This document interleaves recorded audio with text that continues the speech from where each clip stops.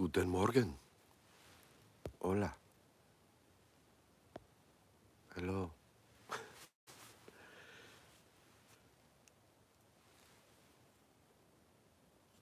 It's beautiful. Beautiful morning. I think it's what? I can't see the time on here, but I think it's like 7:50 in the morning, 7:50 a.m. It's a beautiful feeling to be in the clouds if you can pick them up here behind me, because I'm at 2,100 feet. So the clouds, you're in the clouds, literally, they come over you. So everything's real damp, but it's just this magical, kind of like a fluffy, snuggly feeling, if that makes any sense. And it's real warm. I didn't check the temperature, but I can always tell what it is. It is 52. And I bet it is because I did see the temperature predictions for today. Excuse me. And today it's supposed to be like 54 degrees up here. Yesterday it was 49 for the high, and the low was down in the 20s and below. So last night when I slept in the van, headquarters, I doubled up. So I have my MSS intermediate. Well, I put 2 woobies inside of it and a military wool blanket over. And I've got my ski pants on.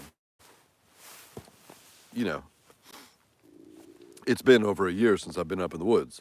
So I'm out of my routine.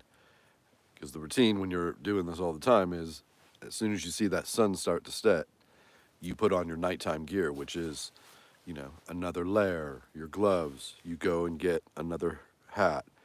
You grab your headlamp, you put it on. You put on your ski pants, change your socks out. It's a whole routine. And I'm just not in shape for that. And that's really the reason I wanted to make the video. Fitness, as I light my first cigarette of the day.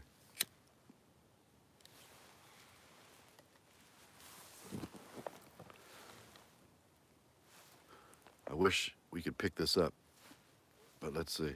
Right here is Mount Bachelor. Yeah, you can't see it. Over here, Mount Hood. Yeah, the background's just blowing up here. On the live stream, I don't think I can control. Let me look in the settings here and see if I can control the balance. No. Okay, so it is what it is. Good morning, Island Jason. Aloha. I can see the comments. I did something. So now when you comment, I can see you. So if you want to say hello, hola. Benny Bushcraft. Hello. How's the baby? That's my friend Benny. He lives in England, and he just had a new baby. He and his wife had a new baby. His wife had the baby. I think she must be almost a year old now. Time flies.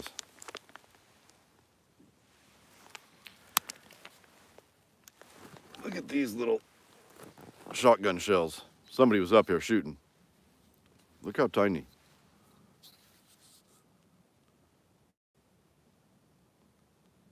Beautiful, Benny. That's gorgeous news. Mark Ray, hello, brother.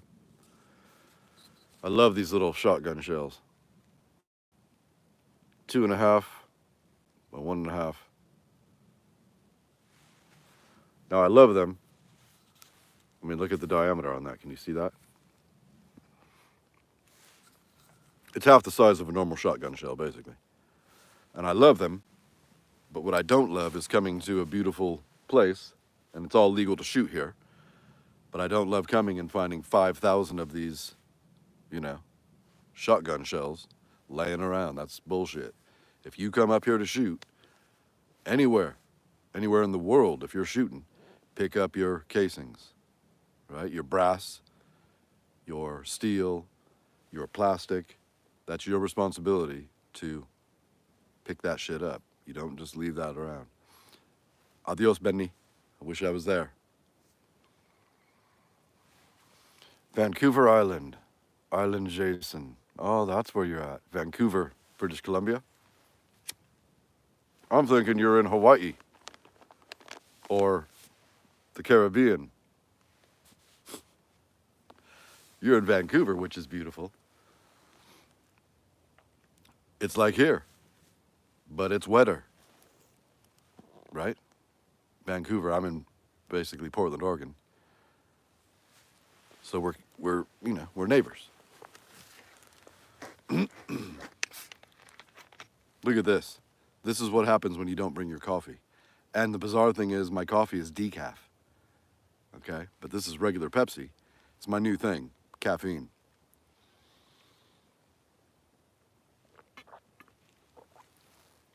Drinking ice cold Pepsi at 7:45 in the morning. I didn't have caffeine for, well, I'm 53. So I didn't have caffeine for 25 years because one time I was a bartender and the cooks in the back, I didn't know that they were raging alcoholics and drug addicts. And so when they'd show up at, 7 in the morning to work, they'd slept maybe an hour. They'd come in just fucked up. I mean, like bumping. Bleh. They're the cooks, the chefs, prep cooks, chefs, pastry, all that. They'd come in and first thing they'd come to me because I'm the bartender. I need a quadruple doppio. Well, a doppio is espresso. And on the machine, you have a cup that you fill with espresso and you filter water through it. Well, a doppio is where you take, it's like the strongest, ristretto, right? Anyway, you pack this thing full of espresso, but you run a small amount of water through it. Does that make sense? So it's just super concentrated. So these guys were literally drinking. They made up their own drinks, but I would do it for them, which then they ended up having to pay me because it's quite a process to do this. But so one ristretto, okay? I pack it, boom. Two, they had it up to the one guy was drinking 15, 20 of them in one glass. So I'd make him, pure liquid cocaine, literally. So what happened is I'm making all those, and one day I'm probably hungover. I'm a kid. I'm like, when I first started working there, I was only 17. But it was a family-run place, and it was the most popular restaurant in town. Big money, booming business, packed. And after hours, we could drink there. They didn't care. Plus, I was there till 3 in the morning working, I started as a dishwasher. So you're cleaning up. Because what I also learned right away is the adults, at the time I'm 17, they're probably 25. Well, they want off work to start partying right when we close at, 12:30. So they would pay me each. They'd give me $20 to do their side work, which is rolling silverware, cleaning your tables, your section, mopping, sweeping, putting the chairs up, blah, blah, blah. So I'm making bank. Every night I'd walk out of there with, just from them, I'd walk out with $100+. And this is, 35 years ago. Big money. Getting back to the story. I don't remember what it was. Oh, the espresso. So basically, I work in the bar, and one day I come in, and I'm fucked up. And I know about the drink, the magic drink these guys drink. So I make one for myself, and I drink it. It gets busy, I'm working, and I'm in a bar, right? So imagine a bar where you're in. It's a small place. You've got an espresso machine, you've got your wine, you've got your desserts, you've got your liquor. And before you ask, yes, at that time you could be under 21 and make drinks for people. It was a new law they were testing in Oregon. So I could make the drinks and hand them over to a server who was 21. That's why I'm the bartender.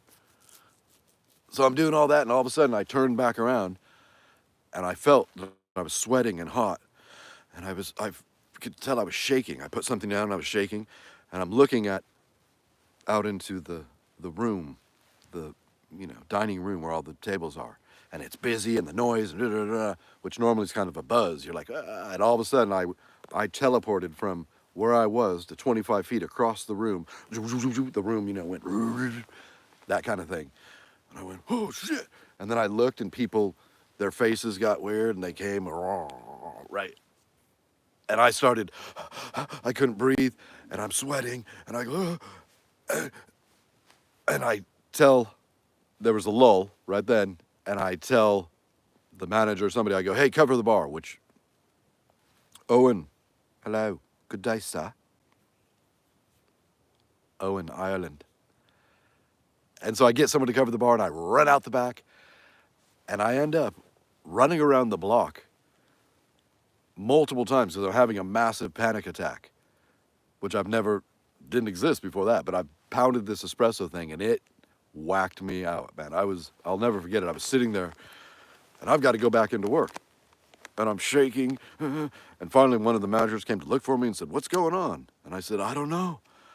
I made a quadruple doppio ristretto, that they drink. And he goes, oh yeah, no, I don't touch this. You got to be careful, man. And I smoked a cigarette. I pounded water and I got back in there and I bucked it up and I finished my shift. But basically since that day, done, no caffeine. And at that time, I bet at that time I was probably 19.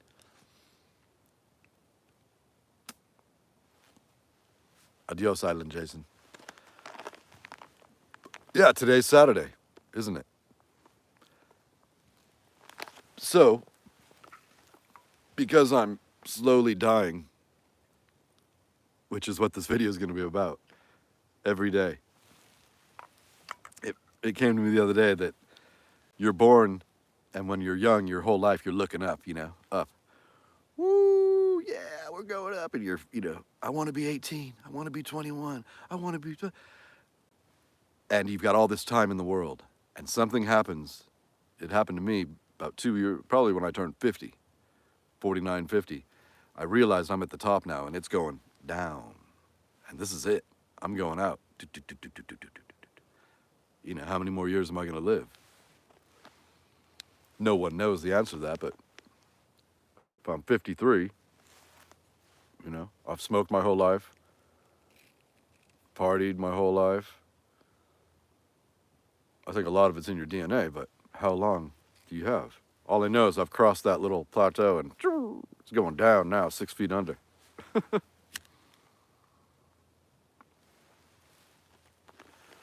So the caffeine came about because I started having what happens to you. You wake up and you can't even get out of bed. And I'm not going out. I'm eating really good. I'm drinking tons of water. Haven't been going out at all. No alcohol. Just my cigarettes. I'm going to bed at 11 p.m. and I wake up at 8 and I can't even get out of bed. I roll around a little bit and I got to do it. And I force myself. I use the energy to get out of I'm sleeping on a cot, right? Because I'm living in a garage. But, and I get up and then, my back hurts and and it's not made up. This is all real. The other big one that came about a year ago is the sounds. I make sounds like an old person. I go to move and I go,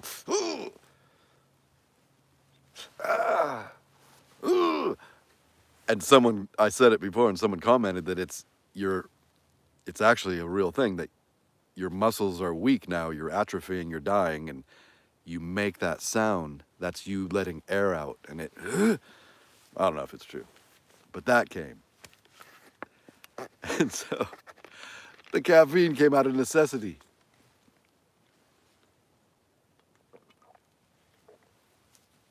Because then I'd get up and I'm dead to the world, literally. I mean, I can't function. I'm just, and I have my little decaf coffee and that triggers something that I'm, okay, it's morning, I'm up. It's just a tradition, the smell. No caffeine. And, I'm falling asleep, literally. And so one day I got a little can of Coke and I go, I'm just going to try it, And so I drank the Coke and I felt good, right? That's how it works. And for a week or 2 or 3 or 4, I'd have 1 can of Coke a day. Yeah. Well, after a week or 2, I started having 2 cans. And this is how drugs work, right? You're building up your tolerance. You're not getting the same high.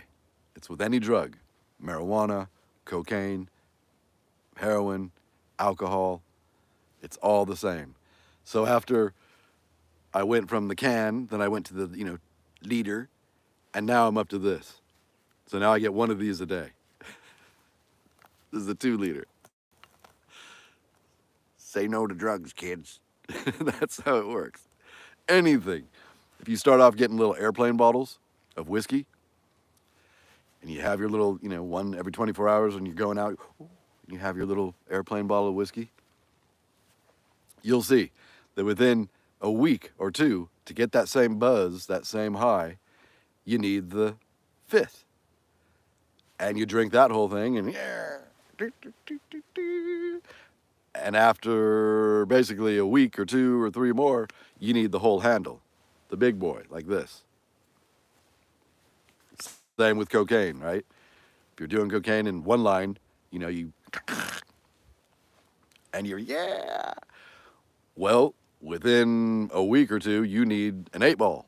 You need a ton of cocaine. Any drug. Anything in life. That's how we are as human.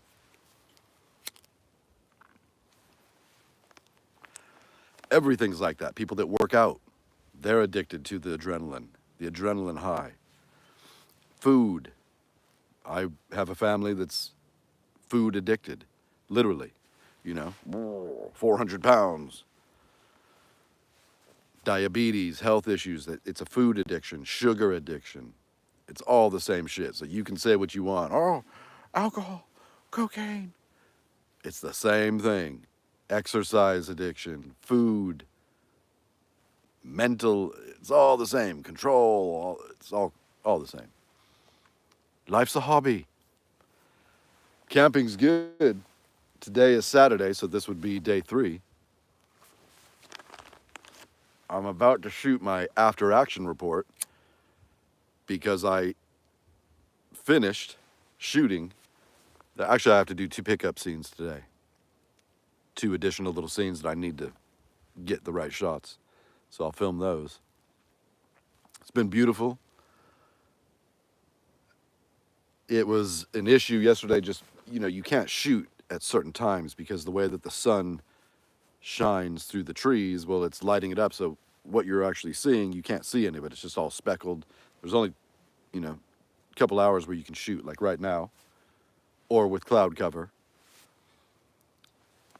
So I ended up not getting the window that I wanted because where I wanted to shoot is located on the southeast side over here.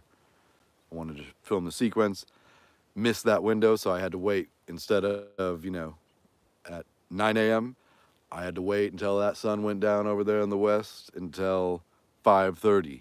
And then you got to be quick. So I got the shots. Going well.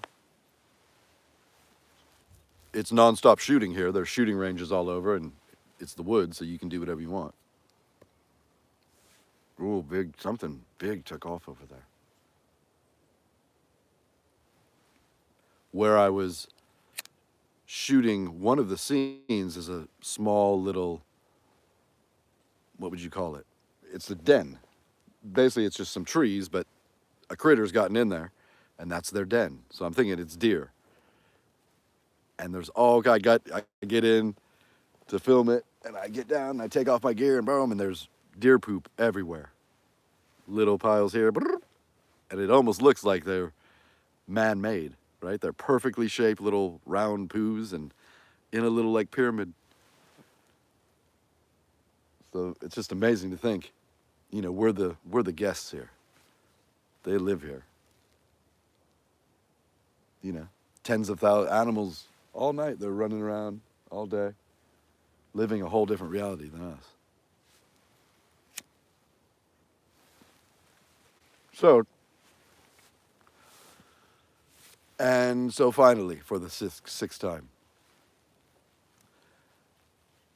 the video I shot yesterday that I finished up, I'm recovering something that's gone missing. It's sensitive. And so my loadout is my LBE, load-bearing vest. With its gear, it's coming in at, I think, 12 pounds. Then I have my Alice pack, and it's all loaded up for cold weather. It didn't work out for me to film that. The next video I'm shooting, I'll be able to get that in. Anyway, so it's fully loaded out. And that bag weighs, I think it came in at 60 pounds.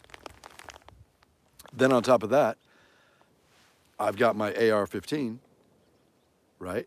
So there's 10 pounds with ammo.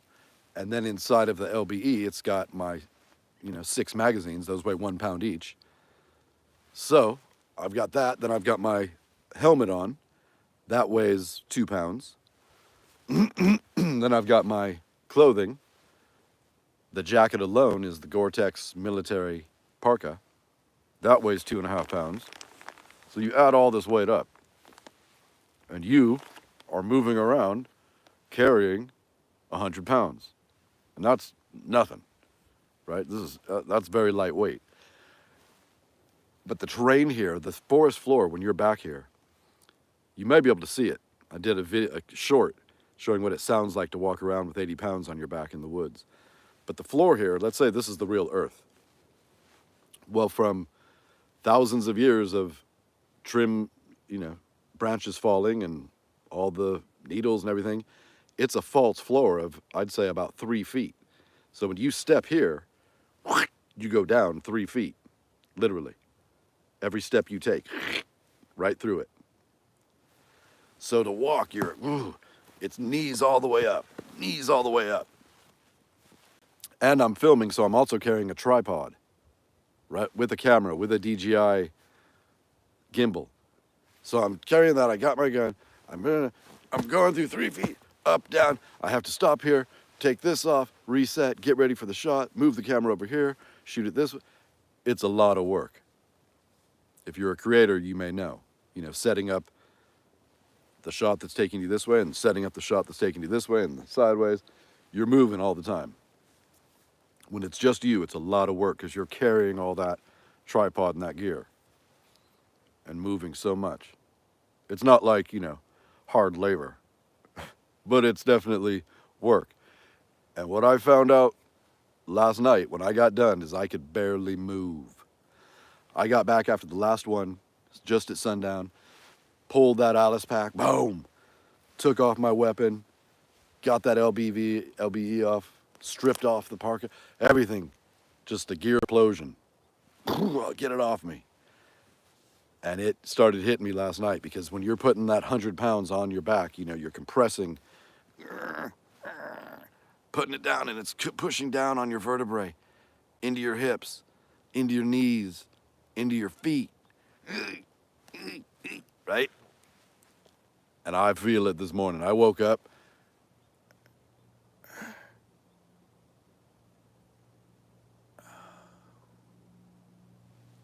It's the kind of morning where I just woke up at 7 in the morning and it hurt so bad that I got up. Did that ever happen to you? It hurt so bad laying in bed that the alternative was to get up and start moving, right? Now, one, it's because I'm totally out of shape. Basically, this entire situation is all my fault. You pay for the lifestyle you live. So when you're not walking or running or exercising, a body in motion stays in motion. So it's your fault. It's my fault. There's no question about it.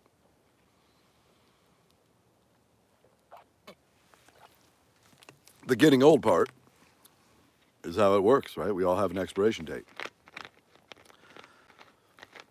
But if you're not exercising, if you want to really do this, you've got to be practicing with a pack that has 50 pounds in it and walking 5 miles every day. And it's not just walking, that's the big fantasy. I'm going to walk from here to, I'm going to walk 10 miles. Well, if it's, right, flat. Here, Swimming. Owen, okay, I'll come back to you. Here, like I said, you boom, 3 feet every step. Up, add the 100 pounds. Then you're going downhill. Then you're coming uphill. And that's the reality of travel. What you think, I'll just walk from here to there, like the whole thing I talked about yesterday where you're bugging out and you're gonna walk with your kit, you're gonna walk on foot 60 miles to get to the woods. It's a complete fallacy. You're gonna make it 100 feet, maybe 2, 3, 400, 500 feet. That's it. Boom, collapse. It's over. So if you want to be doing this, you need to be practicing. And when I used to practice this, and I go and I train and I do all the stuff, and you stay boom, boom, boom. So it would take me, I could say, I bet it would take me 2 weeks to get back into where I need to be, where I could actually move. And, you know, if you tell me, okay, we're going 10 miles, give me 2 weeks from now, maybe a month. And then I'm in shape and I can go. Let's go.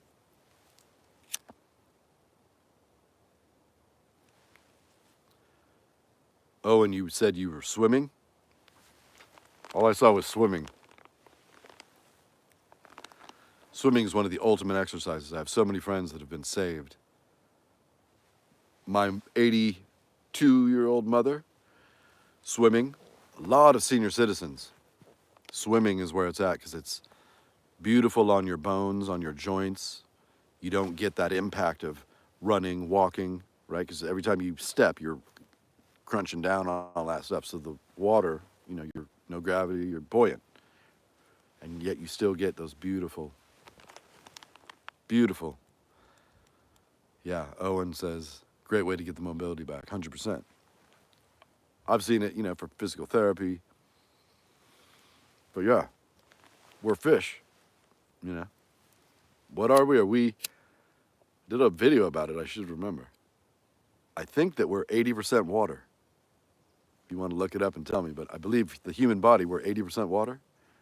And we start out in liquid, right? When we're connected, you know, with the tube.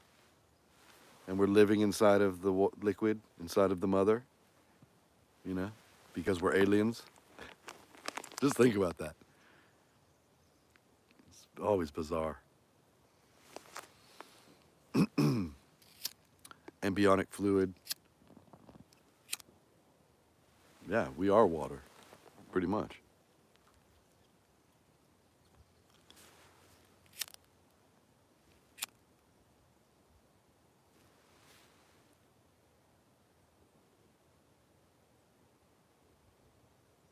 Yeah, it's 8 a.m., I bet now. And you can hear all the people shooting, if you can pick that up.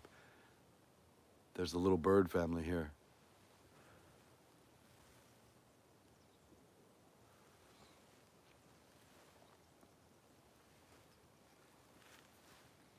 There's a big, giant fire.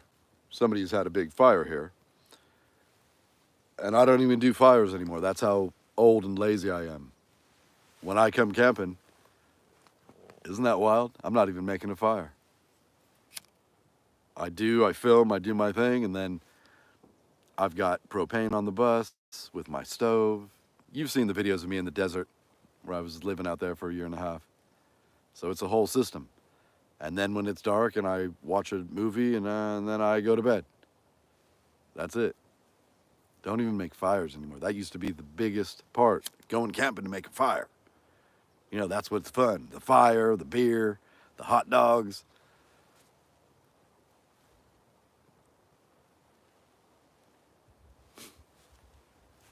Pretty funny.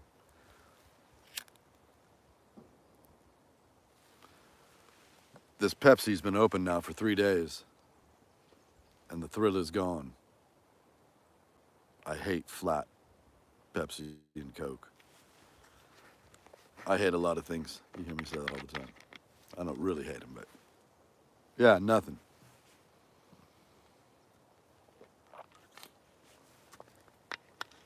I've always wondered if you could take a CO2 cartridge,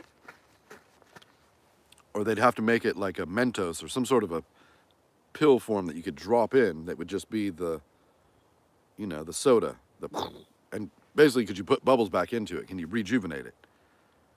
Somebody has to have invented that, right? Look up Rescue Flat Soda or Pop.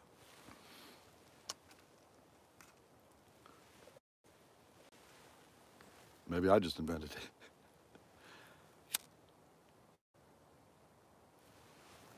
Should I turn the camera around and let you? This is a forest right here. This is the entrance. If you want, I'll turn the camera. This is, we're facing right now, you're facing. Behind me, you're looking dead east. In front of me is 270, dead west. North.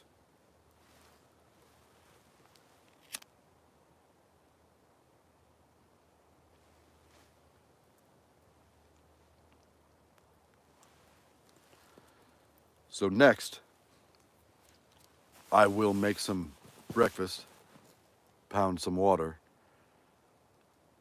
eat a banana, and then I'm filming. The way the whole concept of these videos is that I shoot the video. It's a 10-minute video. It's a fictional little short movie of me doing some sort of a mission, right? Like a covert mission. In this one, I'm rescuing something. And then afterwards, I do the after action report video and I show you the gear that I used and why I had my kit like this and such. It's a concept that I thought of because I was watching Spirited Systems. If you know them, Adam, Spirited Systems, and they do these little short films, 5 to 10 minutes, no talking, just them moving on patrols and on missions. Well, everything in there is their products, right? It's all their gear. And I realized that they're showing, it's a win-win. It's a great little entertaining piece, watching them move, and it's exciting. And you get to see the gear in action. And then later, obviously, they have all their gear reviews, and they'll reference that video and say, yeah, if you've seen the video, it's called The River. Go to the river, you'll see them wearing the Thing 7. And then I've got the mutant pouch here. You'll see that in there. And that's when it sparked. I said, okay, there's got to be something new that I can do. Because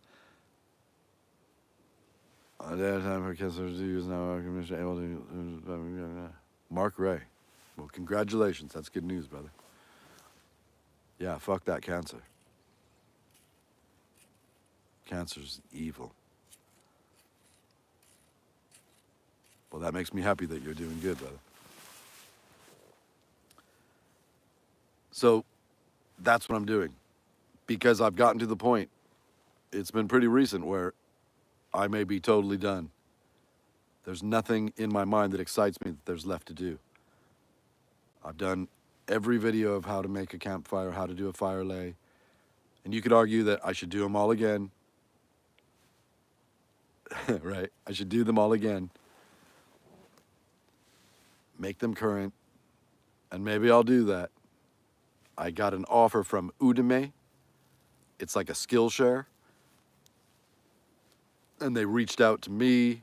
I had reached out to them first. Then they came back and said, yeah, we need content. We'd love to see you do this. We'll give you this, this, and this for free promotion, blah, blah, blah. Something like that.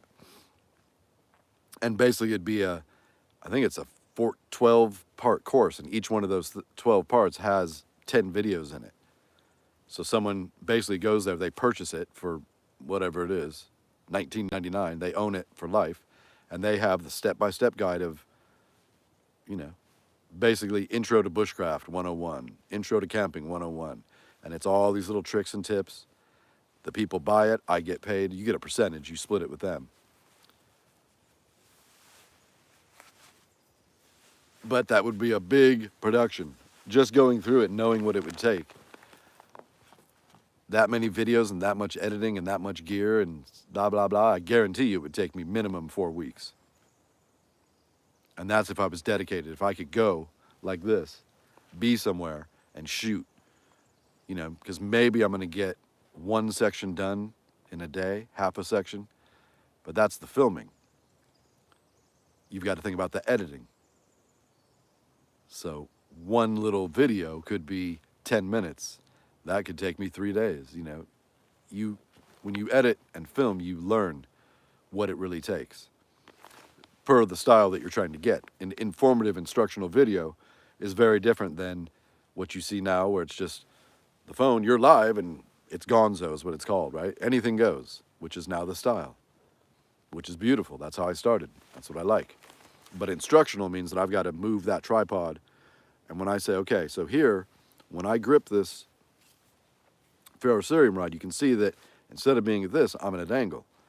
Well, that needs to be shown. So that means you've got to either move to the camera to show it, or you've got to move that camera, right? Again, a lot of work. But yeah, I've gotten to the point where,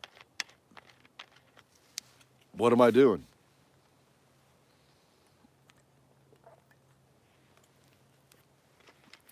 It's fun. The channel's fun. The most fun about it is all my friends and all, that's what's fun. Making the video and having this global little family. That's really the fun part about it. But making the videos is fun. Sometimes coming to the woods is fun. There's endless ideas. How much time? How long have I been on here? Blabbing. 36 minutes.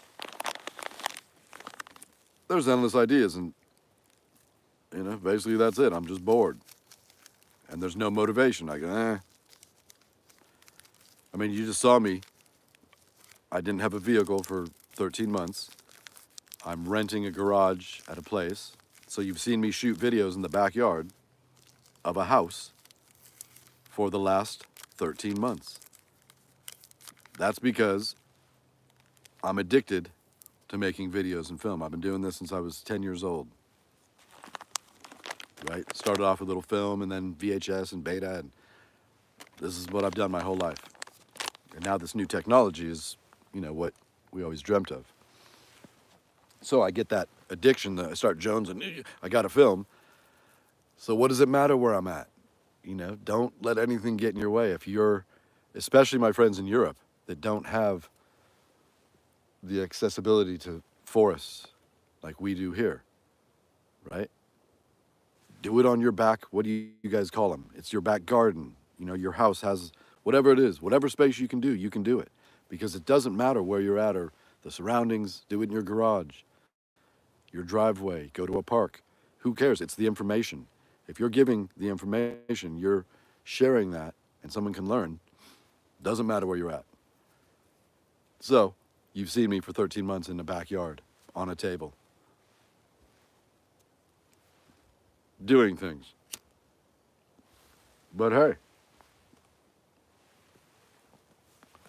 some parts of Europe still have forest. Yeah, they 100% have the forest, but the deal in Europe is, can you go? Okay, that's the problem.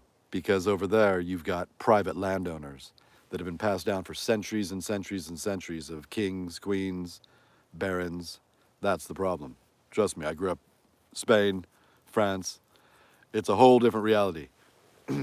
Here, it's wide open. It's all open, federal, Bureau of Land Management, state forest. It's a whole different beast. You can go when you want, you can stay. And what I've experienced over there is you've got to know somebody who's rich, who gives you permission to go to their land.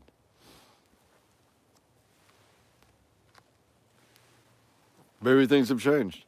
You tell me. I have friends that they'll go from Europe and they'll go up to Norway, Sweden, places where it's very relaxed and you can go into the endless woods and do what you want. But I don't know about that in the UK. Not gonna happen. Nothing. I mean, I've watched videos of people going to the open public place for them, and it's a gravel parking lot. That's not fair. That's not right. France, maybe on the border with Spain, those, Irun, where that all passes. Spain, definitely there's places you can go. but you've got to know where you're at. I think you pretty much need permission. Germany, definitely the forest. I don't know if you know the laws, you can let me know. I'm also talking 30 years ago. Now maybe things have changed.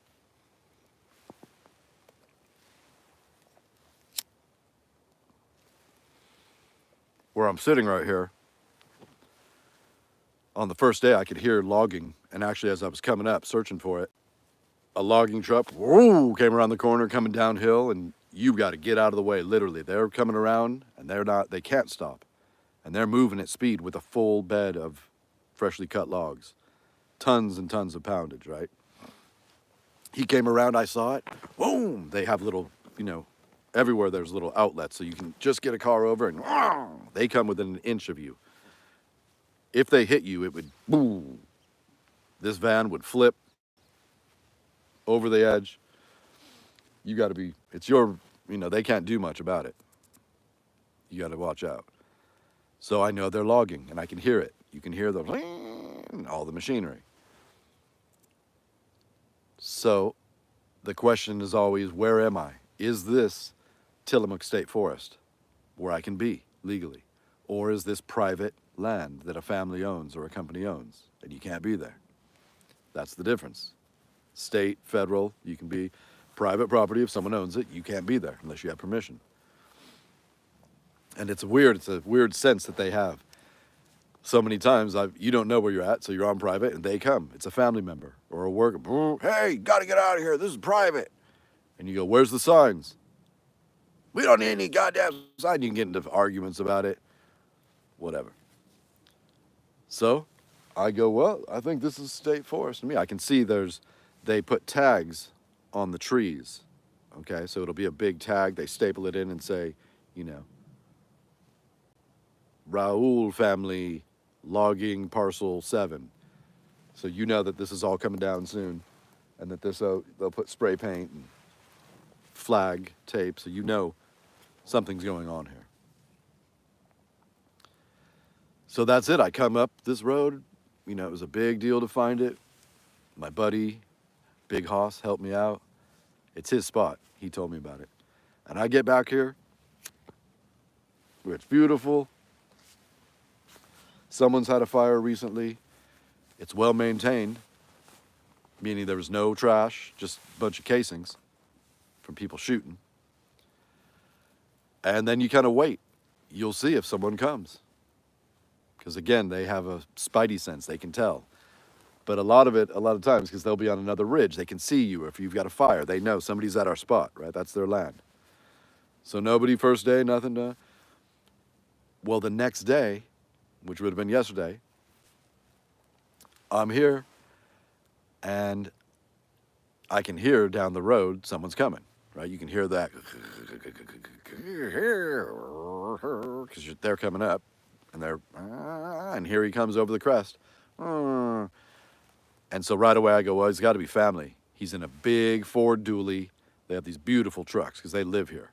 So it's a raised Ford dually, diesel, every light known to man on the front, tow hitch here, emergency gear all over it, the real deal stuff. And he gets out and he goes, hey, buddy, just want to let you know, just put up a fence, a gate at the end of this, so you're gonna have to get out of here. And I go, you just put up a gate, right? A steel gate on the road that I came in on. That's what you'll find in the woods, are these steel gates that appear out of nowhere. And here's what they're all about. I said, okay. I said, well, I've been here since Wednesday. And he goes, oh, shit, really? I go, yeah. And I go, so you're putting in a gate and they lock them. And he goes, oh, okay. Well, and I go, I did my research. I'm looking. I think this is Tillamook State Forest. And he goes, it is. Yeah, it is. And right away, I know what it is. He's a private family owner of, excuse me. They share it. So this is Tillamook State Forest, but they have plots of trees like this that they own inside the state forest because they're old laws that happened in the 1800s and they're still legal today.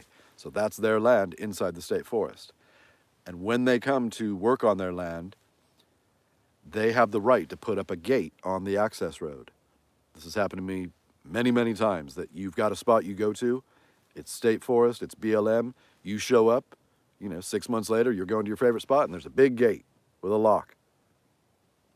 So you'll see up here that people just go and they cut them down, and because we know that's state land, but that property owner has the right to block it. So he tells me the story. He goes, okay, well, I'll dummy lock it. I'll even give you the code. We just had a bunch of people that were living back here that were crackheads, because people will come to these places. They live here, literally. They'll stay forever. And they bring RVs, bags of garbage. They just, bums, trash. They leave cars, filth, garbage. They run in and out to either the Tillamook or to Portland. So they're selling drugs, they're buying drugs, and they're thieves. So they go out, they steal from camps. This guy said that they'd had a generator stolen. That's what they do. Because at night, when these people go home, they've left their work trucks. They've left their, $20,000 generators. They've left their hand tools, all very expensive stuff. And these people, it's their life. That's what they do. They rob these remote logging sites or whatever it is. So he goes, okay, he's looking at my stuff, and I have my AR on the ground, my Glock's on my side, and he goes, oh, what are you doing? And I said, oh, I'm shooting these videos, blah, blah, blah. I tell him, I show him my channel. He goes, oh, okay. He goes, okay, I can see you're not a weirdo. Then we ended up talking for half hour. He grew up right here. He said his family's farm is only about 5 miles from here. And he's pointing everywhere going, okay, over there, that's the best spot. No, over there's the best spot. Or is it there? It used to be there, but I think it's over there now.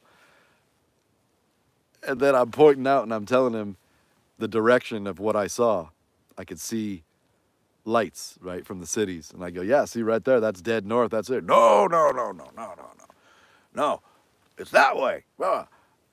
Now I've checked. I mean, I know.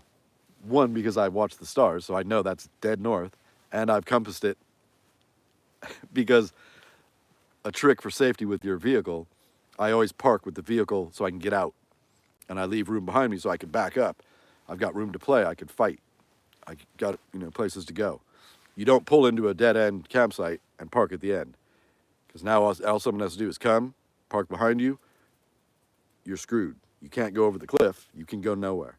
So you always park with your nose so you can get out and leave room behind you so you could back up. Somebody wants to fight. Okay, back. So I know that I'm pointing directly at 270. Guaranteed. But he goes, no. That's north over there. And he's pointing east. And I go, no, man. I go, that is dead. No. So I let it go. I go, okay. Pretty funny. And the way you can tell if somebody's really from here, aside from their Carhartt top with the suspenders, and the Carhartt top has been worn for probably 40 years. It's soaked, solid black. I mean, how you can imagine, just pitted full of 40 years of wiping your hands. The suspenders, then the Carhartts that are, the biggest high waters you've ever seen, and the logging boots, right? But the main way you can tell is when you ask them, just say, hey, where's the water around here? And all you're looking for, if they're real, they'll say, oh, well, there, what he told me, and instantly he goes, oh, yeah, no, there's water. He goes, right down there, that's Logo Creek. And that's the word, crick.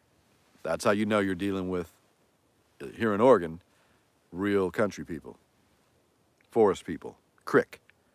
So a crick, you have a river, right? You have a stream, you have a creek, and then here we call them cricks. Or in the old days, they're called cricks. It's a little tiny creek. Anyway, good guy, very nice. Was interested, looked at all my stuff. Told him about the YouTube channel, and he goes, "Oh yeah, okay, yeah. I don't do that shit." And he took off. And he said he was just dummying the lock. So we'll see if he locked it. If not, I mean, I'll always get out, but pretty funny. I love meeting the local people. They know things. You know, like I came to this spot and it's beautiful. These people who have been up here, he had to be close to 70 years old. They've been here since they were born. They know this like the back of their hand. You know, I'm pointing, I go, you know, that's what I always do. I pick their brain. I go, how do you get over there? And he goes, oh, that's easy.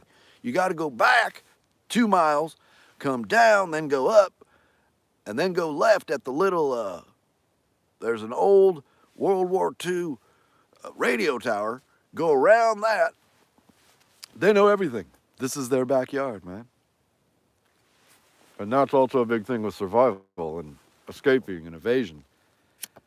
Say you were running out to bug out here. Well, people live here. They've lived here for generations. You know, modern people. They have their houses. They live here. They know that you're here. And they know every pathway, right? So say I want to get from here to over there. One, I don't know how. You can use your little satellite GPS map thing and look. It doesn't work. I mean, it kind of works, but it's, you know, not something you could totally rely on because it's not always true. They know exactly how to get from here to here because it's their backyard. Just like you at your house, you know how to wake up in the middle of the night, asleep, and walk with your eyes closed out your bedroom door, to the hall, down the stairs, around the corner, to the fridge, open it up, get your orange juice, put it back in, shut it, lock, with your eyes closed, you know. Because that's how we are as humans. We know. That's how they are too. So when you come out here, it's not like this is just, you know, no one's land and it's the forest and you can go into, yeah. No, people live here and they're going to know you're here. And you got Portland, you know, what is it now? I think over 1 million people. Well, what percentage of those people are, you know, coming out here too to escape? Quite a few of them. You know, there's a lot of people that practice bugging out and all that stuff with their families especially. I just watched a video. It's from 1954 and it's called X. I shared it. If you go to my post, you'll see it. And it's about Portland, Oregon. There's a nuclear, is it nuclear? I think it's nuclear. It's coming either from, I think it's from Russia, and it's coming over Alaska or Canada through Alaska. It's either going to hit Seattle or Portland. They have 2 or 3 hours to react. And it's all part of real drills that they were doing here in Portland, Oregon, and in cities all over the United States in the 50s. It's a fascinating documentary because it's real, but it's not. So all the people in it are real. There's no actors. And it's a different time. So to me, everybody in it was perfect. Great acting. Well, Bill, but it was a different time. People, I guess, were, you know, it was just much more proper and stern. You know, just the facts, ma'am. That kind of shit.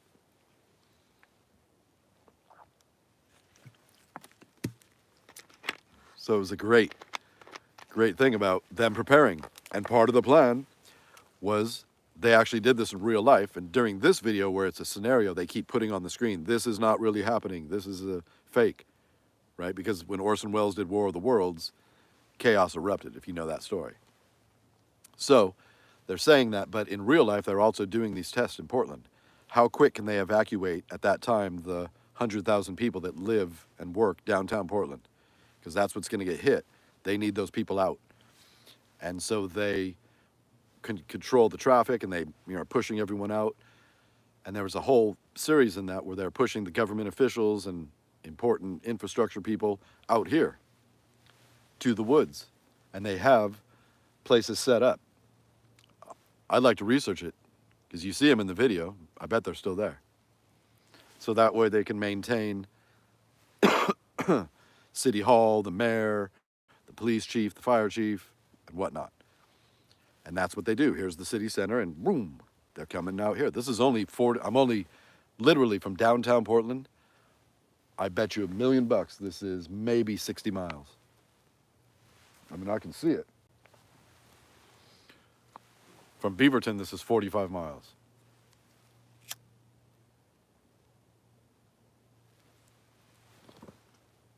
What's really wild is to think of all the people that have been here. Obviously, the Native Americans were here. The cavemen were here. People have been here for millions of years. But what is wild to me is to think of the Army Corps of Engineers, the military, and what my grandpa was in as a teenager. It was the Depression, and so they started the, what was it called? The Job Corps.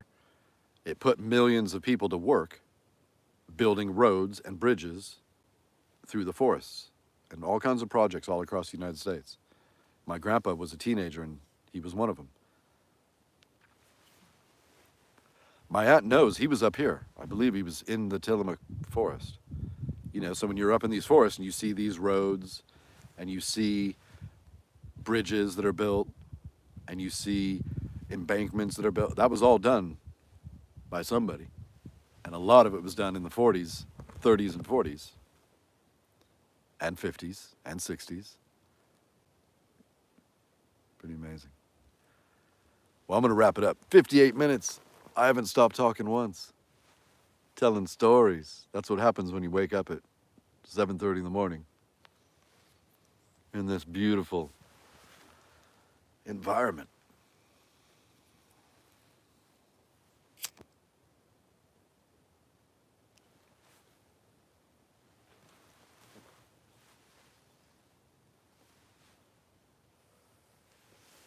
Pretty epic. I'll turn the camera just so you can see what I'm looking at. There's the fire pit.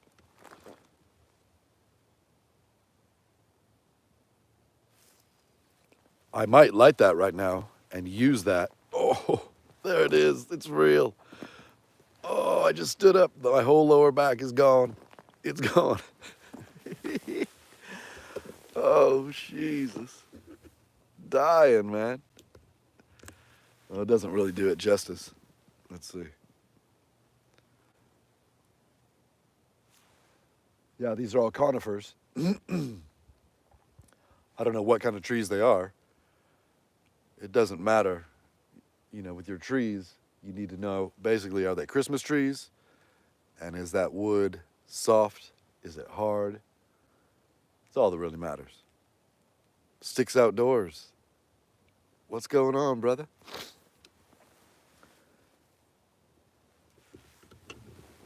Yeah, it's pretty beautiful. Look at this old man's beard.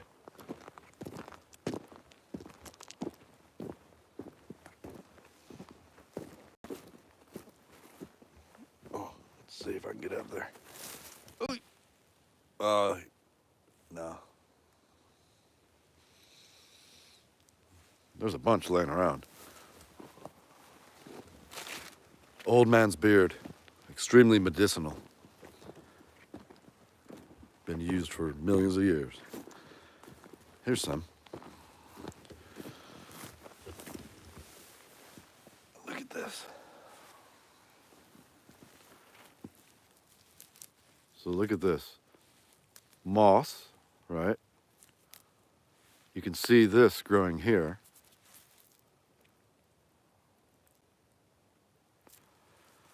All very medicinal.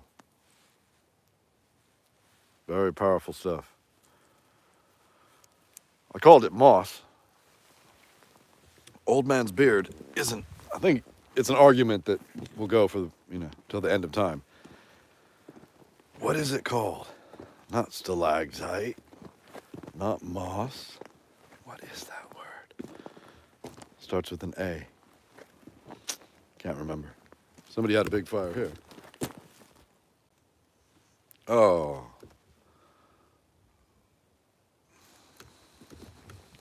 Missed the comment.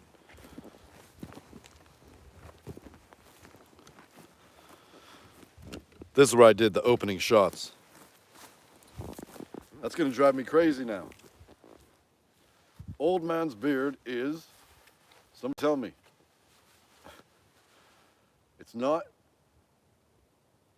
What is it? I'm thinking stalactite from caves. No. It's not moss. It is. It's a anise. It's a Latin anise, Anya, Tanya, Anya. I'll look it up when I get off this. A little crooked. I'm gonna make some breakfast. I'll see y'all later. Ciao.